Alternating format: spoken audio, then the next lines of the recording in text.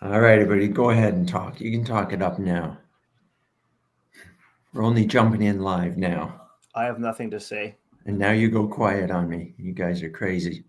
Here we go, everyone. Welcome to the Sales Slap for March 14th. Welcome to the Sales Slap podcast, where we hit you with the hard truths, bold strategies, and expert insights you need to master the art of selling.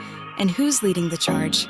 Meet your hosts, Rick Denley, Simon Hares, and Scott Donald. Get ready for real talk, expert advice, and game-changing strategies. Because in sales, you don't just play, you slap. Let's dive in. Yes, let's dive into the Sales Slap today on this Friday with our incredible hosts. You've got myself, Rick, and we've got Simon, we've got Scott, and our incredible guest, Dawn Witt. Now, I want to introduce Dawn right away. Who is Dawn? Dawn is a seasoned professional with 34 years. 34. Dawn, would you Hard to start when believe. you were 10? Right? I did. Yes. Needed a work permit signed by my parents when I started. Yes. Dedicated service in the energy industry and to MRC Global. She can tell us more about that after. And a deep-rooted passion for the energy sector, which is brilliant, and not a lot of top females in that area. You're going to talk to that. A staunch supporter of women in energy. You actively participate in organizations and forums dedicated for advancing gender equality and fostering a more inclusive workplace, which is brilliant, and culture. Actively champion policies, practices aimed at promoting the transformative power of diversity in driving innovation and progress. Dawn, welcome to the Sales Slap podcast. Yay! Hey, hi guys. Thanks for having me. I'm honored.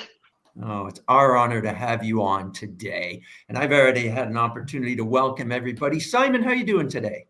I'm good, just getting over jet lag from my return trip to Florida last week. Yeah. So I'm mentally probably about half a step behind, but maybe 10 steps ahead. I have no idea where I am right now. And mums and dads are okay? Yeah, I think so. They're probably happy that I've gone. I know you were making a brilliant meal for them for their anniversary, your great son. So that's wonderful. Did do that. I did do that one thing, yes.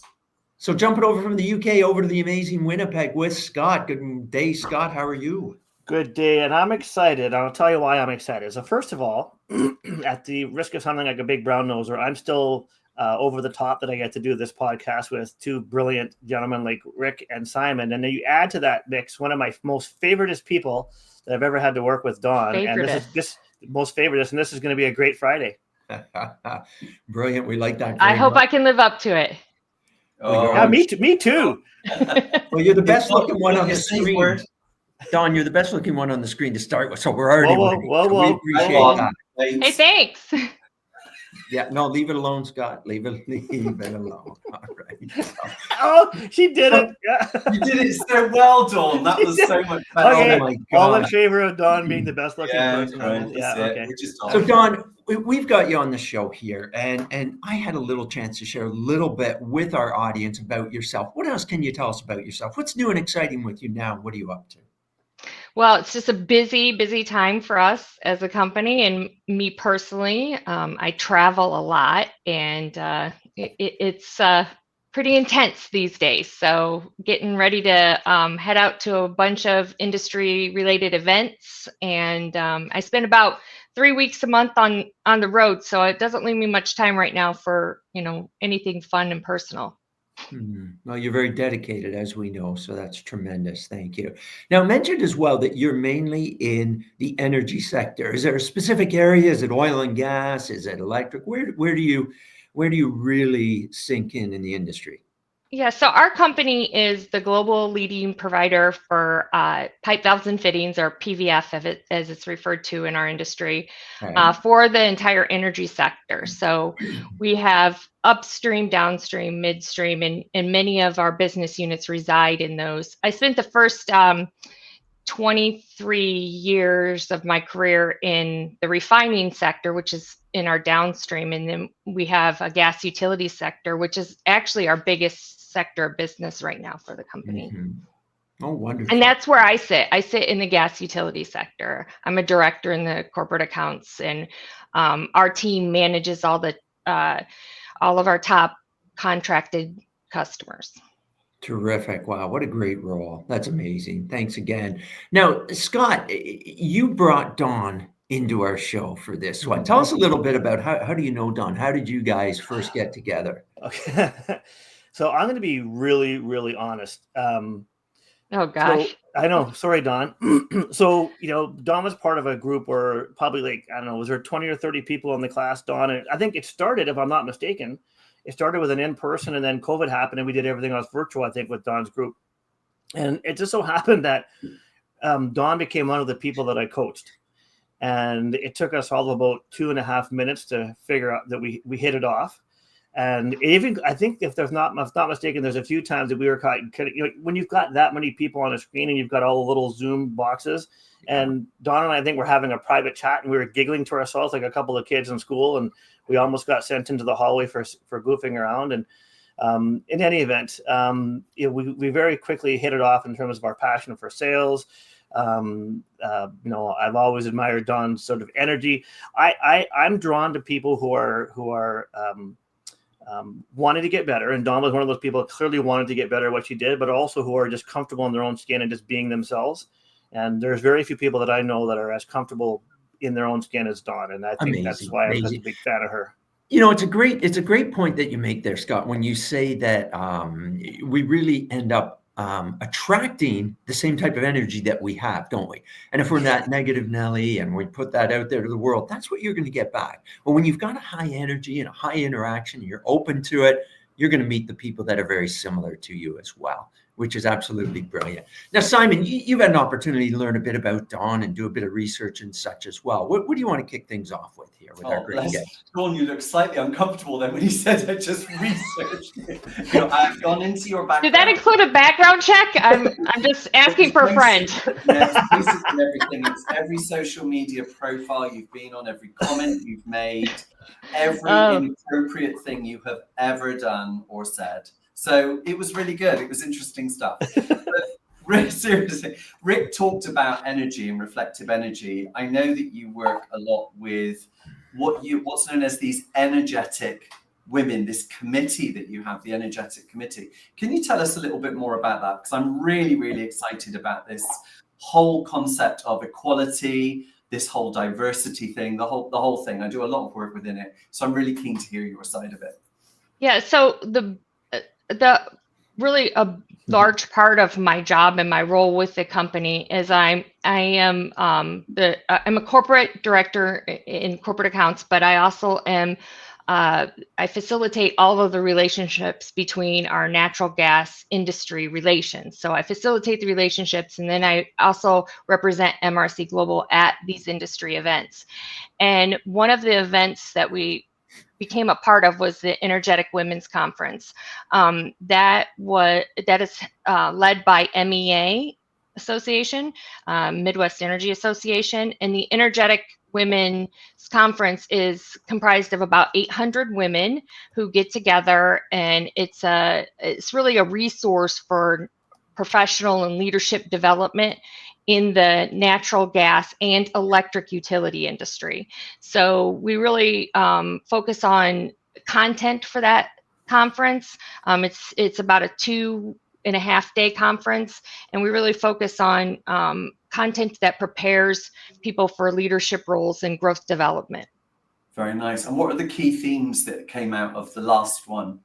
Well, each year we have a different theme, and it's really dependent on where we're located and who the host utility is. And this June we'll be in Louisville, Kentucky, and our theme is based on Kentucky Derby, but our theme is where leaders become legends. Leaders become legends. I like that, being the leadership. Boy, yeah. that really sparks my interest. How do we become a legend? I'm already a legend in my own mind. I'm legendary. So you're legendary. That's way better. And Simon's leaving legends everywhere. And Scott's going to ask you a next question. But before he does, Sarah's on. Welcome, Sarah. Thanks for jumping in. Dawn, who is Sarah Elford, and why does she love you so much? Oh, Sarah's a peach. We work together in another industry I support called the PVF Roundtable, and that's a charitable foundation. And I got involved in that when I was in the downstream refining world, and I've stayed heavily involved in that for years. And it's a great organization that we raise money to provide scholarships to folks coming into our industry. Yeah, so it's really supporting our future, and Sarah and I have become friends through that. Brilliant. Thank you, Sarah, for joining us. See, to me, that's what leadership is about. It's when we take our opportunity as a leader and we help in different ways, especially through philanthropic type efforts, which you're doing. You know, I've got my Fight 10 Cancer stuff. Everybody has something as a leader that they should be giving back to help others. And you're doing that, which is absolutely amazing. Thank you. We appreciate that. Scott, I enjoy it too. Well, that's the thing you do. Yeah. You've got that good energy of giving back. We have to be go-givers, not Yes. go-getters, right? Right. Yeah. And I mean, it's beneficial too. I mean, you know, these people are coming into our industries to, you know, be welders, engineers. And, you know, I like to say I can't sell any pipe if there's no one around to put it in the ground. So that supports that sector. Absolutely brilliant. Thank you. Now, to our guests as well that are live with us today, thank you for joining us along with Sarah. You. If you do have any comments, please put them in the comment box and we'll try and get them up as well for our amazing Dawn this morning, right on the spot, just like that. You got to be quick. I won't put anything up that's too challenging. Don't worry. So, Smiling Scotty, how you doing? What's on your mind? Well, so a couple things. One, I think you guys can already see why I knew Dawn would be a great guest. And I also want to give some kudos to Rick, because Rick's engineering this thing. And a couple minutes ago, he sent me a little note saying, Scott, you have the next question. So Rick's really getting this whole thing nailed down. So good job, Rick. You know, being that this is the Sales Slap podcast, and I know Dawn's passionate about this, we're going to continue to go between sales advice and also, you know, helping to capture Dawn's passion for mentoring women in the industry. So Dawn and I had a little bit of a call last week just to kind of set this up, and she provided some really great advice about sales in general. So again, Dawn's been in sales for 34 plus years, and she's got a unique perspective. Obviously, not only as someone who's been in the industry, but as a woman in a male-dominated industry. But from a general perspective, Dawn, what would you say is some of the top advice or one of the top learnings that you've had as a salesperson in the oil and gas industry? What's some top advice that you would give somebody, or what would be a aha moment that you've had in terms of how to connect with people? Well, the advice I give, especially not only to women in our industry, but women in our company in particular, who are, entering the sales role, if you will. And we have many different variations of sales in this organization. So I think my top 3 things I would tell people is, be in this to make friends, not sales, because the sales follow the friendship. And so don't be a salesman, be yourself, because that's the best. You can't, first of all, you can't be anybody else. And, I find that people connect more to authentic people. And if you don't come in a situation, no matter the situation or the circumstance, as being salesman-y, I told myself when I started in sales all those years ago that I never wanted to be the salesman that dropped by someplace truly because I was just in the area and wanted to check in and have the person say, oh, tell her I'm busy. I wanted to be the person where people say, oh my gosh, Dawn's here, bring her in. So to be yourself, and that you don't have to know everything, because no matter what you sell, no matter really what kind of business you're in, you cannot be all things to all people all of the time. And so the key is that you don't have to know everything, just know someone who does, and be the one who provides the answer and do it, in a timely manner. And then the other thing would be, I guess, to seek out so you said we had a conversation, but let's make it clear, there was no prep involved. So I'm going off the top of my head here, but to seek out every opportunity, every conversation, every chance you can get to learn something new every day, because you can put that in your forever toolbox. It may not be applicable in your life right now, but you'll be able to pull it out of your toolbox. So be yourself. Be yourself. Don't always have to have all the answers. And the third point was always be growing and always be learning. Always. I learned, and that's one of the reasons I took the class I did after 30 plus years in the industry. This leadership training in sales training is because I enjoy learning something new every day. And in fact, I do learn something new every day. Some lessons I don't like learning, but I do learn something new every day. So what would you say, one more question to build on that, what would you say is one of the biggest things that you've taken from being a founding member of the Scott Donald Fan Club? Well, it's a lot of hard work. Yeah. And membership is down. Membership is down. Yeah, well, we'll talk about that offline. I think you too much information, Dawn. It's a lot of high maintenance. A lot of high maintenance on that Scott Club for sure. Now, you started to talk about lifelong learning. So I want to bring Simon in on this one, being Serial Trainer 7, incredible training that he does, especially with sales teams and sales leaders. Simon, what's your take on a lot of what Dawn's mentioning here? The thing that I'm picking up the most is that Dawn has decided to take training, development, whatever you want to call it, in leadership after 30 years, and that she's always learning things. In fact, some of the best people that we train are not necessarily those at the start of their career, but those that are making an active decision to attend training later in their career because their mindset is one of, I can still learn. There aren't many out there who often think that way. A lot of people get into a stage in their career where maybe they reach the C-suite and they feel that they're above training, they're above learning and development, and so they don't do anything. Or there's those people that have gone through the school of hard knocks who believe they're so long in the tooth, there's nothing they could possibly learn. But we know that the sales world has changed so much in the last few years. So Dawn, when you think about within your industry, what's changed over the last few years, what sort of changes have you noticed in terms of maybe customer behaviors or salespeople's behaviors towards customers? Great question. Well, I think, that's hard to pinpoint. Obviously, the technology has invoked a lot of change from a material perspective and an application perspective, but our industry is ever evolving and ever changing. So it is really important that we adapt to that change. And in order to adapt to that change, you do have to continue to learn and grow and have training. And but I really think, like I said, it's ever changing. Our industry is right now, energy transition is a big thing for us. That wasn't the case, 15 years ago. Like I said, it's always changing every day.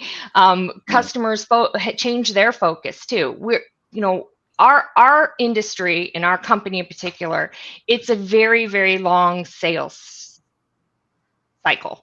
So we are very fortunate that most of our major contracts we have held for, in some cases, decades, and we are the primary supplier for their material.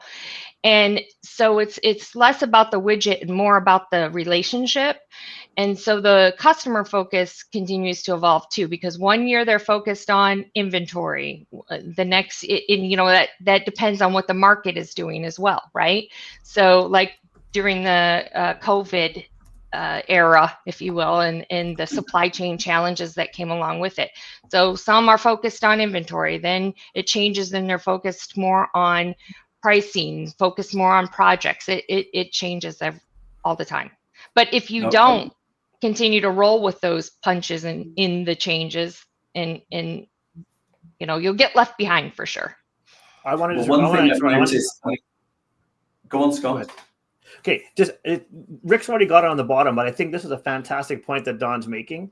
And the people who do have tens of thousands of followers have written books, write books about this very topic, Dawn, which is, don't focus on your product, don't focus on the widget, but focus on the relationships. And I think if there's nothing else that people take away from this, other than the fact that there's open enrollment for the Scott Donald Fan Club, it's to focus on the people and focus on relationships and less about your product. Would that be sort of one of the commandments that Dawn would share with the people that you're mentoring? Absolutely. That is the primary thing. Ultimately my goal in mentorship, I don't really have any structure around that. Like I don't have folks that I, try to help in our industry or in our company. Like, we're meeting Tuesday at 4:00, like you and I did, Scott, so, my goal is really just to share knowledge and to help them navigate through the challenges that they're having. And it's not just women, but in particular women, because we have a different set of challenges. And, mentoring is a long cycle too, just like the sales. So, it's so much so that I often find that it's a shared growth journey, right? I learn from them, they learn from me. And I measure that success really, by what they in turn know, and I don't mean necessarily knowledge. I just mean that folks that I have worked with know that it's known to them that I'm here, I see you, I've either been you or I'm standing with you, and I can be a resource to you. Well, that's all about mentorship, which is brilliant. And that's your leadership style that I'm learning about you, Dawn, right away. Now, you did mention something as well that I just want to bring up here. And it was in regards to, you used the word adaptation. Well, you said roll with the punches and the importance of adapting and changing regardless of the circumstances. And then Scott emphasized something so important, is that the one thing that never changes is the fact that it's people. We sell to people. It's relationship building that goes on and on. And now you just shared with us as well in your particular role as being a mentor and how important it is for the mentorship that you have. So really think that that's tremendously important as well. So super. Well, Simon, did you, Dawn, go ahead. Yeah, well, I think, it's really where women actually can really excel too, because we tend to have, a more better, as Scott likes to say, community. Oh no, that's catchy. Wait, that's catching on. Oh yeah, it's a thing.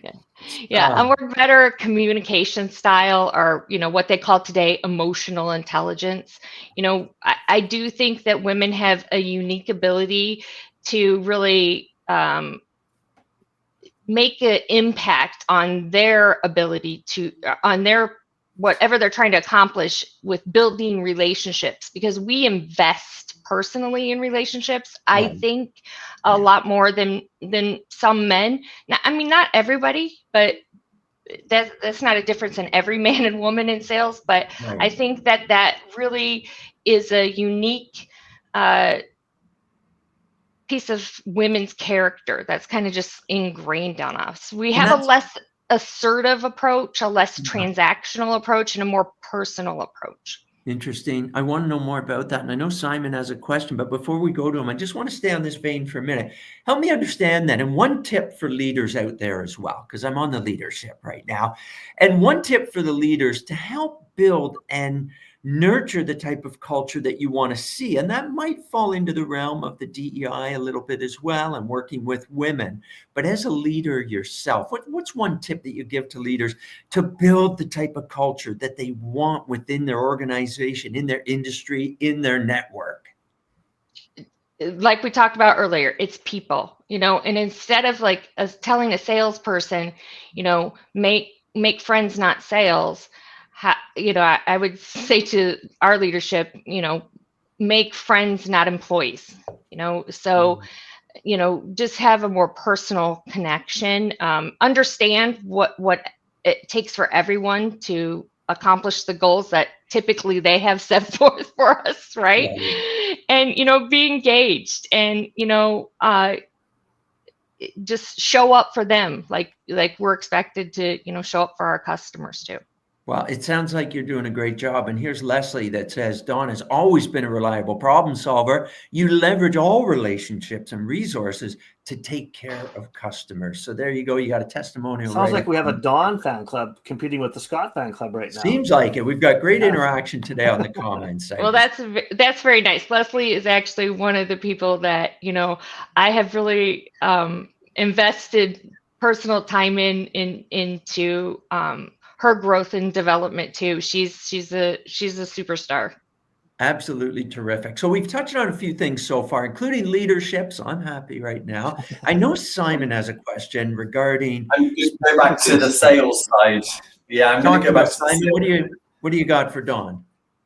Dawn, you mentioned that you have a long sales cycle within your business, and shortening the sales cycle is often something that senior leadership teams put a lot of emphasis on.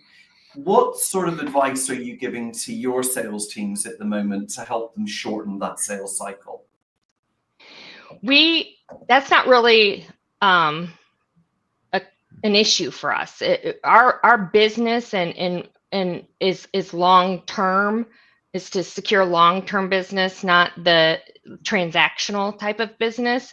And typically, even the smaller transactional business, like what I'm referring to there for us personally is like project work and things that is also generated by these long-term customers.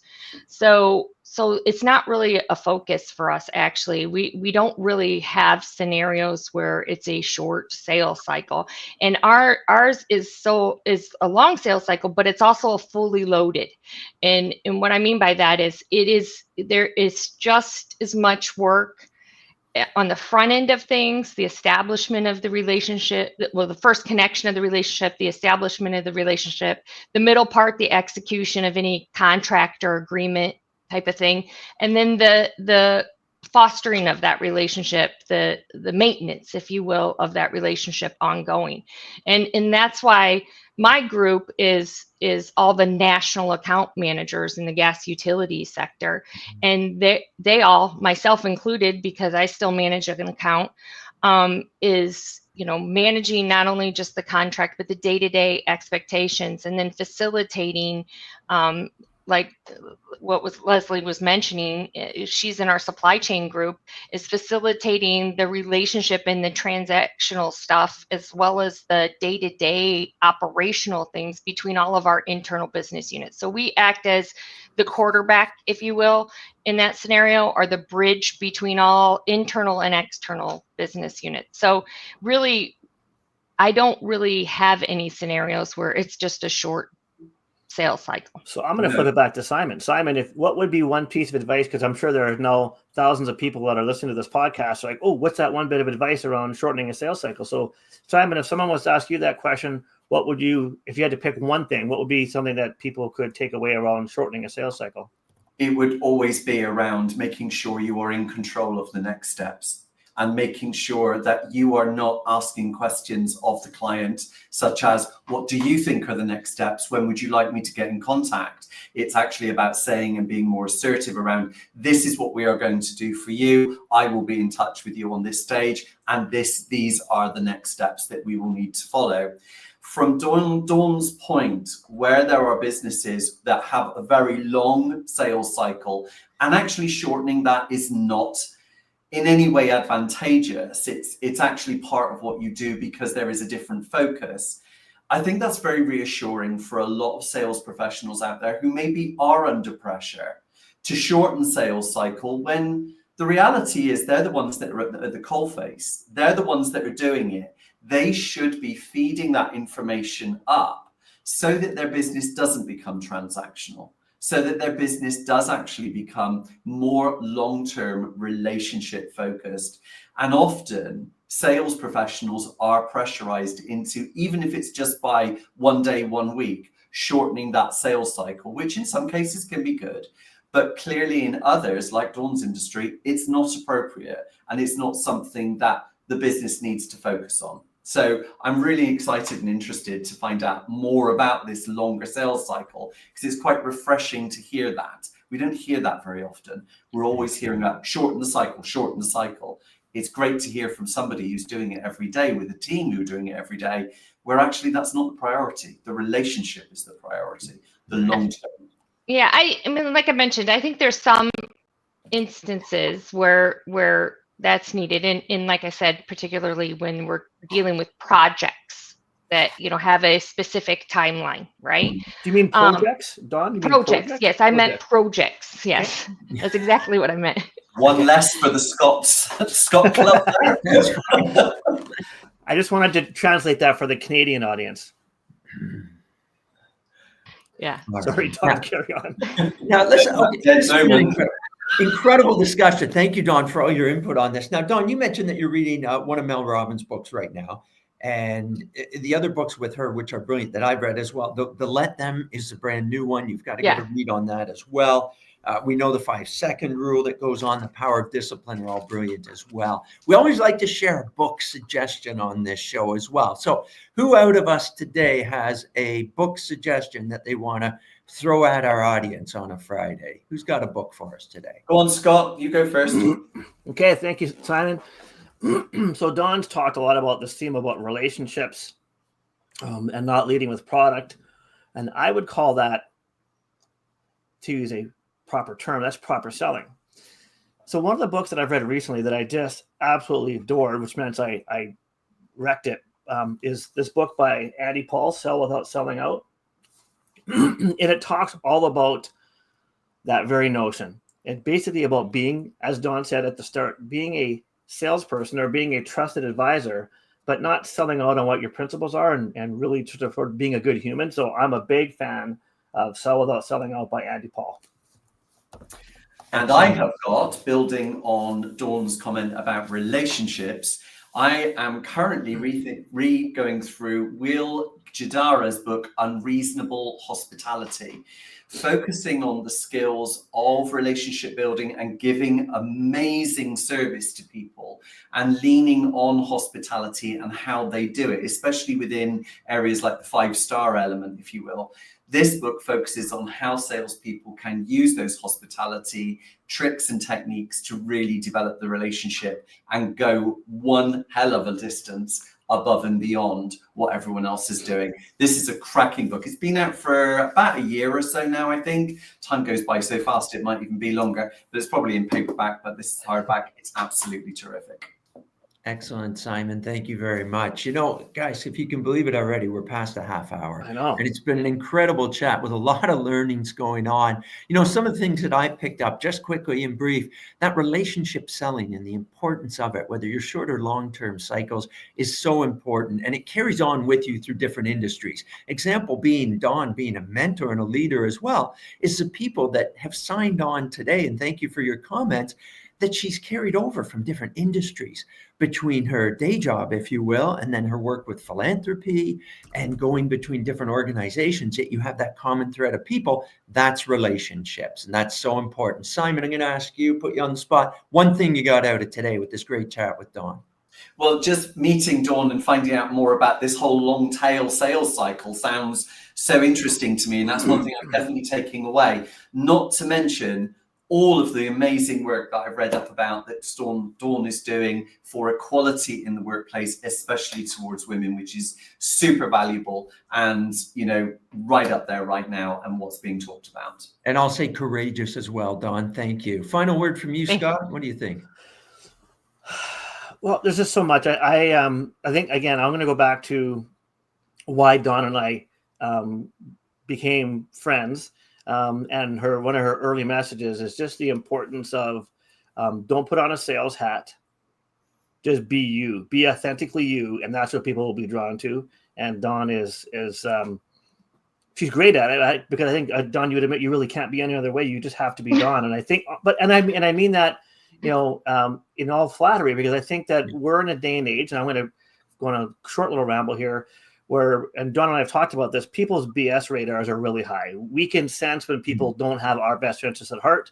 And part of why Dawn and I have hit it off is that there is no facade. There's no BS. You just get raw Scott and raw Dawn, and we just enjoy each other's company. And I think that's also part of why Dawn's had so much success, because whether you're a male or a female in the oil and gas industry, you love Dawn because she's Dawn. That's amazing. Well, it's like they say, you know, be yourself. Everybody else is taken. And Dawn, you're being yourself. And we appreciate you being on the show today. Final word from you to salespeople or anybody out there. What have you got for us? Well, I don't know how profound my final word would be, but thank you very much, everybody, for having me. I appreciate you guys. You know, thank you for the kind words too, Scott. I do appreciate it. I am who I am. unapologetically usually.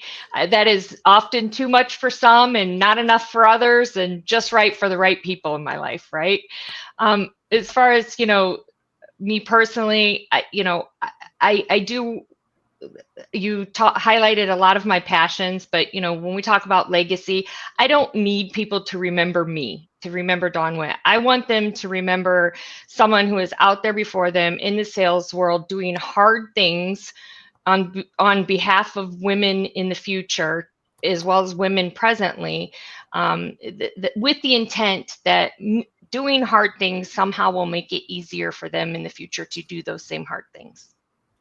Absolutely amazing. And thank you. We appreciate you being here today. People can connect with you on LinkedIn. Is that the best place if they want to continue a conversation?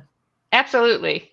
All right. I think that's brilliant. I want to thank everybody for attending our Sales Slap podcast today. Our incredible guest, Dawn Witt, my host. You're so welcome. Thank you. And our hosts as well with Simon and Scott. And we'll wrap things up today and wish everybody a great weekend. And if you're watching this on the recording, make sure to hit the like for us as well and connect with any other further questions you might have. Thanks, Pending everyone. the Sales Slap podcast. Feel free to reach out to your hosts, Rick, Simon, and Scott, and our guests from this episode for more information. We look forward to seeing you next time.